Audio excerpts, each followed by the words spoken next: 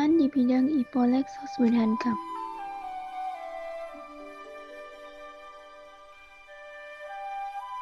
Ancaman adalah setiap usaha dan kegiatan dalam negeri maupun luar negeri yang dinilai membahayakan kedaulatan negara, keutuhan wilayah negara, dan keselamatan segenap bangsa. Berbagai ancaman baik di bidang militer maupun non-militer menjadi permasalahan negara berdaulat. Keberadaan ancaman tersebut perlulah diatasi. Karakteristik ancaman non-militer tentu berbeda dengan karakteristik ancaman militer. Ancaman non-militer bentuknya tidak terlihat, karena ancaman ini berdimensi ideologi, politik, ekonomi, sosial budaya, teknologi, informasi, serta keselamatan umum.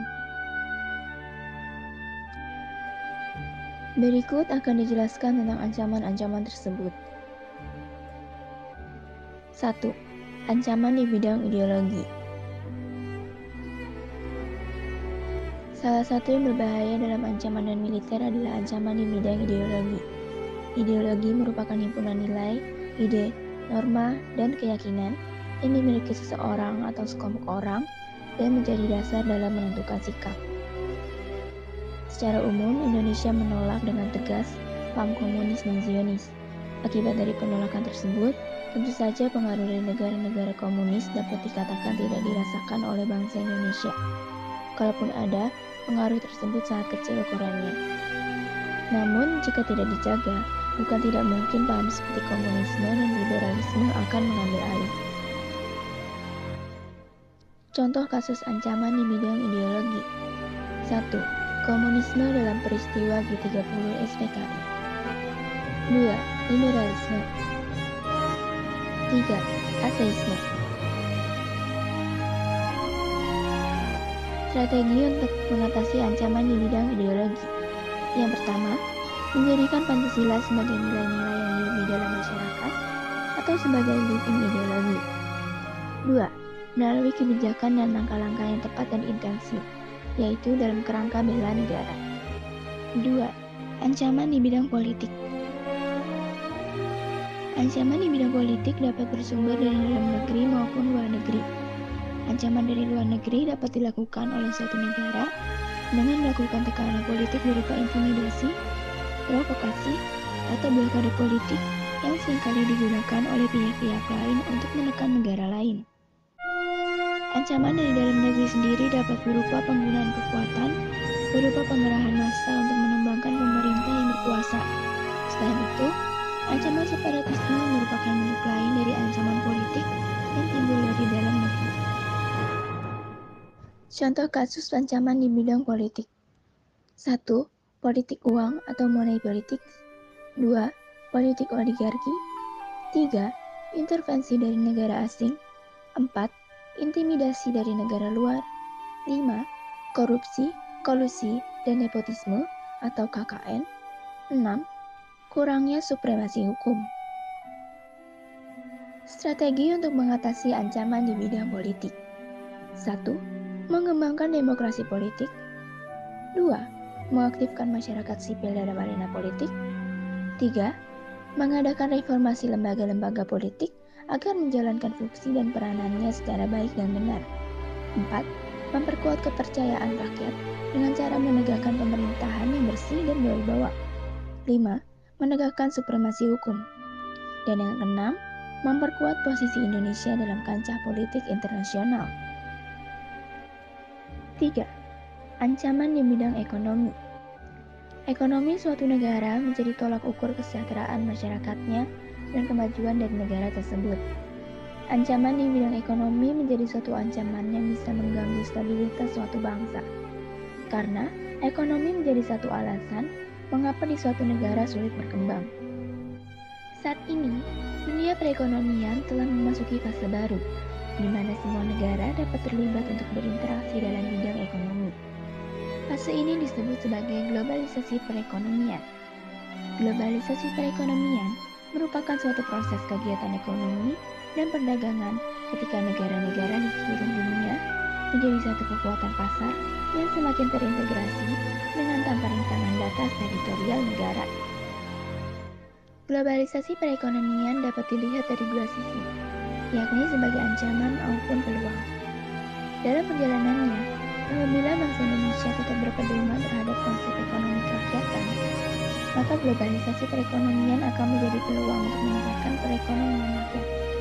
Akan tetapi, jika Indonesia terlena, maka ancaman terhadap integrasi nasional akan datang. Contoh ancaman di bidang ekonomi. Yang pertama ada inflasi, yang kedua pengangguran, yang ketiga infrastruktur, sarana dan prasarana yang tidak memadai, yang keempat kebijakan ekonomi yang merugikan rakyat, kelima ketergantungan terhadap produk asing, keenam daya saing yang rendah, dan ketujuh kinerja ekonomi yang buruk.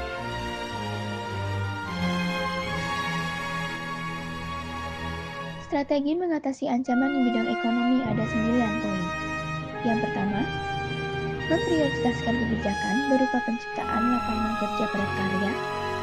2. Membangun infrastruktur. 3. Penciptaan iklim kerja yang kondusif. 4. Pemilihan teknologi tepat guna. 5. Mengatasi masalah inflasi. 6. Meningkatkan aktivitas ekspor. 7. Membangun supremasi hukum secara lebih kuat. 8. Menciptakan pendidikan berbasis anti korupsi. Dan 9. Membangun dan menjaga hubungan baik dengan negara-negara lain dalam tatanan ekonomi dunia. 4. Ancaman di bidang sosial budaya. Ancaman di bidang ini dapat dibedakan atas ancaman dari dalam dan dari luar.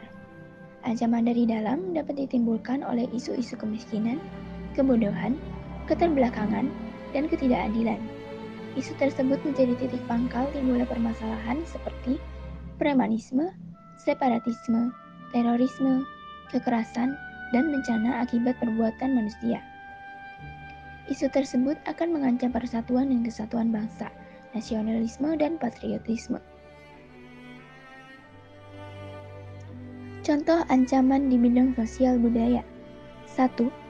Munculnya gaya hidup konsumtif dan selalu mengkonsumsi barang-barang dari luar negeri. 2. Munculnya sifat hedonisme, yaitu kenikmatan pribadi dianggap sebagai suatu nilai hidup tertinggi. 3. Adanya sikap individualisme, yaitu sikap selalu mementingkan diri sendiri serta memandang orang lain itu tidak ada dan tidak bermakna. 4. Munculnya gejala westernisasi, yaitu gaya hidup yang selalu berorientasi kepada budaya barat tanpa diseleksi terlebih dahulu. 5. Semakin memudara semangat gotong royong, solidaritas, kepedulian, dan kesetiakawanan sosial. 6. Semakin lunturnya nilai keagamaan dalam kehidupan bermasyarakat. 7. Kemiskinan. 8. Kebodohan. 9. Keterbelakangan. Dan 10. Ketidakadilan. Strategi mengatasi ancaman di bidang sosial budaya. Yang pertama, menggalakkan program pemerintah rasa kecintaan terhadap budaya. Yang kedua, pelestarian budaya lokal serta memelihara keseimbangan dan keselarasan fundamental. Yang ketiga, meningkatkan rasa nasionalisme dan memperkuat konsep Bhinneka Tunggal Ika. 4. Menyaring budaya luar Indonesia menggunakan nilai-nilai yang terkandung di dalam Pancasila. 5. Memperkuat budaya dan wawasan Nusantara melalui pendidikan formal. 5. Ancaman di bidang pertahanan dan keamanan. Ancaman di bidang pertahanan dan keamanan merupakan suatu tantangan yang bisa muncul dari dalam maupun luar negeri. Akibatnya, dapat menimbulkan rasa tidak aman bagi masyarakat. Proses menegakkan pertahanan dan keamanan dalam NKRI tidak semudah yang dibayangkan. Masih adanya masalah teror dan konflik SARA yang terjadi pada suatu wilayah memiliki tujuan yang sama, yaitu tidak ingin bangsa Indonesia hidup damai dan tentram.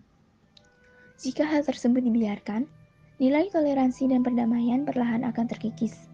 Oleh karena itu, pemahaman atas keberagaman di Indonesia perlu ditanamkan pada masyarakat sejak dini. Hal ini untuk mencegah potensi konflik yang dapat memecah belah kesatuan bangsa. Contoh ancaman di bidang pertahanan dan keamanan. 1. Agresi dan invasi. 2. Pelanggaran wilayah. 3. Pemberontak bersenjata. 4. Sabotase dan spionase. 5. Aksi teror. 6. Ancaman keamanan laut dan udara. 7. Konflik komunal. Strategi mengatasi ancaman di bidang pertahanan dan keamanan. Strategi dalam mengatasi ancaman di bidang pertahanan dan keamanan terdapat dalam Undang-Undang Dasar Negara Republik Indonesia tahun 1945 pada pasal 30 ayat 1-5 yang berbunyi 1. Tiap-tiap warga negara berhak dan wajib ikut serta dalam usaha pertahanan dan keamanan negara. 2. Usaha pertahanan dan keamanan negara dilaksanakan melalui sistem pertahanan dan keamanan rakyat semesta oleh Tentara Nasional Indonesia dan Kepolisian Negara Republik Indonesia sebagai kekuatan utama dan rakyat sebagai kekuatan pendukung. 3. Tentara Nasional Indonesia terdiri atas Angkatan Darat, Angkatan Laut, dan Angkatan Udara sebagai alat negara bertugas mempertahankan, melindungi, dan memelihara keutuhan dan kedaulatan negara. 4. Kepolisian Negara Republik Indonesia sebagai alat negara yang menjaga keamanan dan ketertiban masyarakat bertugas melindungi, mengayomi, melayani masyarakat, serta menegakkan hukum. 5.